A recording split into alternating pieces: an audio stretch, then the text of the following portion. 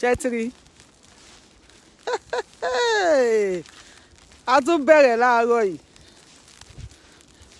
Mo dàgbò mo fẹ́ gbà báyìí. A tún ti bẹ̀rẹ̀ láàárọ̀ yìí.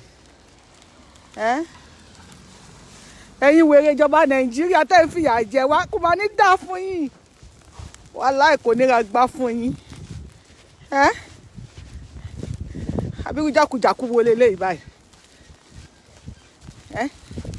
Àárín nínú yìnyín. Tèmi máa bà mí o. Tàdé lówó nílùú wa. $100 billion fún Boko Haram. Mà ní gbádùn. Bó ni mo fẹ́ gbà báyìí. Ìyá aláyàyé ìjọba Nàìjíríà kò ní dá fún yín o. Wàláhì kò ní pension fún yín.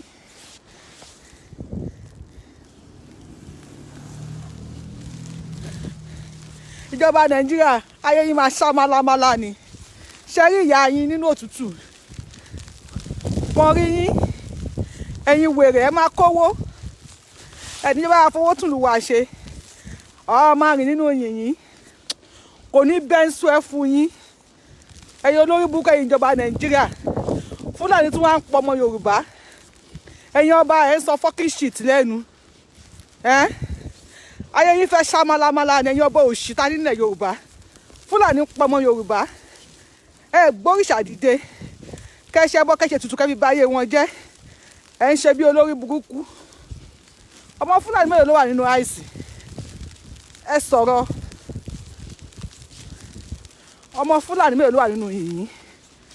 Àwọn Yorùbá náà máa ló dúró sínú yìnyín. Olóṣì ẹ̀dẹ̀ máa mú owó ẹ máa kún gbogbo àwọn owó wa. Ibi náà dẹ̀ máa kó wá. Ẹ máa kó sí bank. Ẹ kò máa fi bí máa pa wá nílé àbí lórí burúkú lẹ́yìn ìjọba òṣì yìí ni. Kò ní bẹ́ńsù ẹ fún yín o. Kò ní bẹ́ńsù ẹ fẹ́ ìjọba Nàìjíríà. Ẹ̀yin olórí burúkú aṣèrè burúkú yìí. Ìgbòho tún wá dìde. Ó ní kán yé pa ọmọ aráàlú mọ́. Ẹ̀yin ọba òṣì kan ní kó má take law into his hand. Ayé yín máa rún ni. Kí ni mo sọ fún yín? Ayé yín máa làbà ni. Ṣé báyé ń dààmú ìṣó tẹ́yìn lọ́rùn ni? A lè wálé. A lè fẹ́ kí Fúlàní jí wa gbé. Ẹ̀yin wèrè. Ẹ wo àìsí ẹ wo yìnyín. Ṣé rí? Inú ice block ni mo ti rìn yìí o. Ṣé tó jẹ́ bá ń rọ̀ Nàìjíríà? Mi ní ro àmàlà àtẹwédú. Kí n fa síkùn kí n sùn. Wọ́n bí ìyá mi rè kí n sùn mi bí. Mo fẹ́ gbà báyìí. Wàláhì. Wẹ́sẹ̀ mi. Ṣebí yìí ṣe mú mi. Wàláhì kò ní bẹ́ńsù ẹ fún yín. Ẹ̀yin ìjọba òfò ta ní Nàìjíríà yẹn. Kò ní bẹ́ńsù ẹ fún yín. Ayé yín máa rún ni. Àwa rìn nínú yìnyín. Fúlàní tún pa wá Nàìjíríà. So ẹ̀rí ọ̀kan ṣe. Ẹ̀ ń ṣe bí olórí burúkú. Ẹ̀yin ìjọba òfò yẹn ń ṣe bí olórí burúkú. Fúlàní pààyàn. Ẹ̀yin ọba ẹ̀rọ̀rọ̀ sọ. Ẹ̀ ń ṣe rádaràda. Ẹ̀ ń ṣe rédèrèdè. Ayé yín máa rún ni. Kí ni mi sọ fún yín? Ayé yín máa rún ni. Buhari ọ̀run ẹbí ìgò máa gé olómi wọ́ wèrè burúkú ọmọ Fúlàní onímú gígùn bí bàtà ṣẹ́wó. By the time tó máa fi Nàìjíríà ló fẹ́ leave Nàìjíríà in pieces àbí wọn náà ní lọ scot free. Ọ̀run máa mú ẹ. Ògún máa mú ẹ. Èṣù máa mú ẹ. Wọ́n gbárùmọ̀ ilẹ̀ Yorùbá. Wọ́n máa mú ẹ máa ṣe ẹ báṣabàṣa. Ẹ̀mí wa wọ́n tẹ́ ti gbà. Ó máa ní yín lára. Àwa tá ń dààmú náà tútù náà. Ìṣẹ̀dá wa máa fìyà jẹ yín. Owó tó tọ́ sí wa. Táyìn nìkan dáná. Orí wa lè dára báyìí. Bá ṣe wà nínú òtútù yìí. Ìṣẹ̀dá wa báyìí wọ́n máa fìyà jẹ yín. Orí máa fìyà jẹ yín. Àwọn ọmọ tí yín ń gbádùn. Àwa ń dààmú. Ẹ wọ àìsí. Ẹ ti rẹ́sẹ̀ pẹ̀lú àìsí. Eléyìí kò kí ń ṣe kí ní ice block ló ń jábọ́. Àwa nú ẹ̀. Àwọn ọmọ tí yín ń gbádùn. Tẹ wọ́n tó dé. Enjoying the cold, báwo. Ah. I think you will be enjoying the cold. Cold. My brother, come and try it, yo. Come inside. Whoa. See my leg. What? Just watch it. Totally. You can see how deep my leg can go.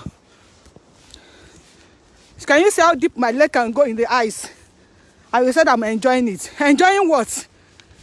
Enjoying what? Eh? Don't distract me, oh.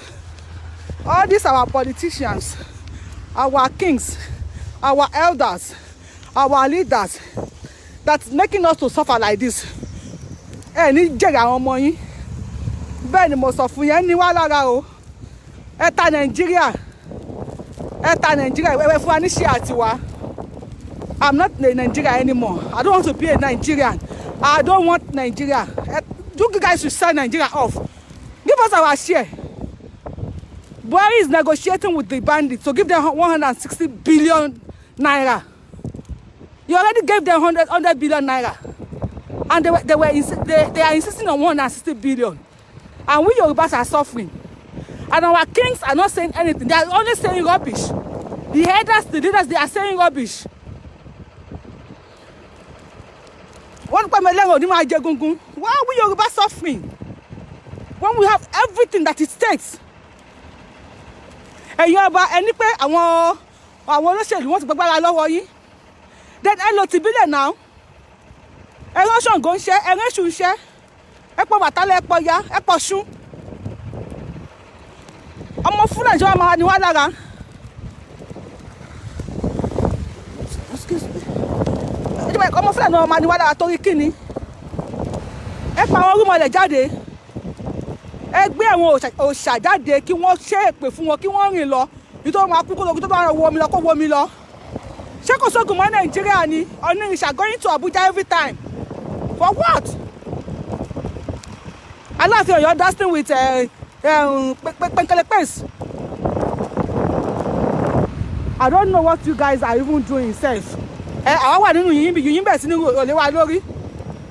Person mama, person pikin. Then inside eyes. And you guys are not doing anything. Fulani ti gba everything lọ́wọ́ wa. Àwa dọmọ ẹrú, àríyàn kan ṣe. Ó máa ní bẹ́ẹ̀ ṣó fẹ́ yàn ọba yìí o. Wàláì. Kò ní ra igbá fún yín, tó bá ra igbá fún yín kò ní ra owó fún yín. Ayé yìí máa fọ́ tùkẹ̀tùkẹ̀ ni. Ṣé mo lè wá ń lù mí ẹwọ àìsí? Ṣé mo lè wá ń lù mí kí n máa rìn nínú àìsí báyìí? Be careful.